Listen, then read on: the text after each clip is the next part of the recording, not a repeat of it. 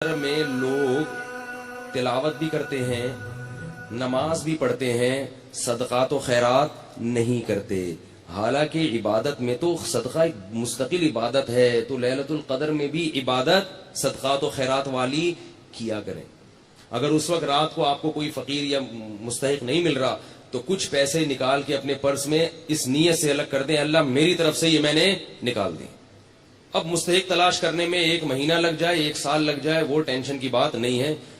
الٹے سیدھے لوگوں کو نہ پکڑایا کریں۔ لوگ جلدی میں کیا کرتے ہیں، غلط لوگوں کو پکڑا دیتے ہیں، اس لیے کبھی رمضان ہے ثواب نہ نکل جائے۔ تو رمضان میں اگر آپ کو مستحق نہیں مل رہا تو آپ ثواب کی نیت سے نکال کے الگ رکھ دیں گے تو انشاءاللہ ثواب رمضان ہی کا ملے گا آپ کو۔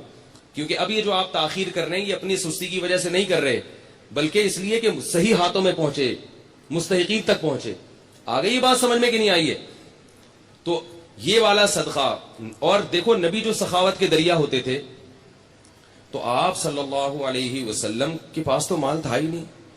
پتہ یہ چلا کہ سخاوت کا دریا بننے کے لیے مالدار ہونا ضروری، بولو نا، نہیں۔ اب آپ کہیں گے پیسے ہیں ہی نہیں تو صدقہ کہاں سے کریں؟ ایک آدمی خود غریب ہے، وہ کہاں سے صدقہ کرے؟ بھائی جیسے نبی نے کیا اور جیسے نبی نے بتایا۔ نبی نے فرمایا کہ تمہارے پاس اگر 1 کھجور ہے، 1 کھجور تو ہوتی ہے نا، اور اگر 1 کھجور بھی نہیں ہے تو مجھے بتائیں بھائی، کچھ چندہ وندہ کرتے ہیں اس کے لیے ہم لوگ یہاں سے۔ وہ ایک چور گیا نا کسی کے گھر میں، کچھ مل ہی نہیں رہا تھا، تو چور نے 50 روپے نکالے، اس بندے کو اٹھایا، بولا یار یہ رکھ۔ تو 1 کھجور تو ہوتی ہے بھائی سب کے پاس، تو صرف 1 کھجور ہے، اس سے زیادہ مسکین دنیا میں کوئی بھی نہیں ہے۔ تو فرمایا کہ آدھی کاٹ کے خود کھا لو اور آدھی صدقہ کر دو۔ فاتقوا النار ولو بشق تمرہ، اور قربان جاؤں محمد صلی اللہ علیہ وسلم کی تعلیمات پہ۔ فرمایا یہ بھی نہیں ہے، اگر کھجور بھی نہیں ہے، فاقے ہو رہے ہیں، تو پھر کیا ہے؟ صدقے کا مقصد دوسرے کی حاجت پوری کرنا، اس کو خوش کرنا نا۔ تو فرمایا ان تلقى اخاك بوجه طلیق، مسکرا کے بات کر لو لوگوں سے، ایسی بات کر لو جس سے لوگ خوش ہو جائیں۔ لوگ مجھے کہتے ہیں نا اب جمعے کے بیان میں ہنساتے بہت ہیں، اس لیے ہنساتا ہوں کہ لوگ گھر میں رو رہے ہیں، گھر میں رو رہے ہیں، بیویوں سے لڑائیاں، ابا سے نہیں بن رہی، چاچے سے نہیں بن رہی، وہ وراثت کھا گیا، وہ یہ کر دیا، اس نے یہ دھمکی دے دی، باہر نکلے گا موبائل چھین کے کوئی۔ ابھی جمعے میں آتے ہوئے کتنے لوگوں کے موبائل غائب ہو جاتے ہیں، روتا روتا مسجد میں آتا ہے۔ امام صاحب بھی اگر رلائیں گے تو کہاں جائے گی عوام بھائی؟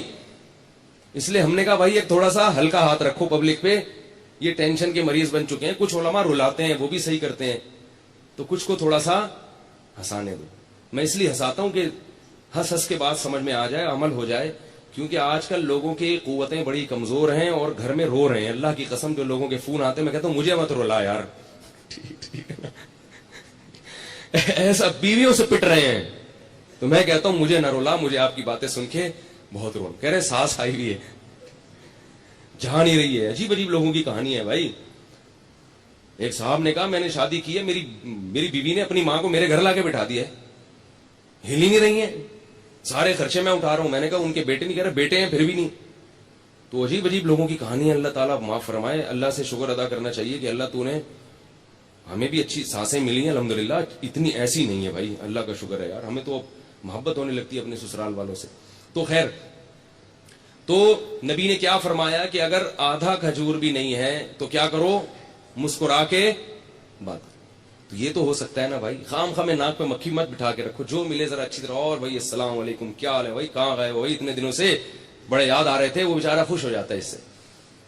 لیکن میں زیادہ اس لیے نہیں کرتا کہ وہ چپک جاتا ہے، ٹھیک ہے؟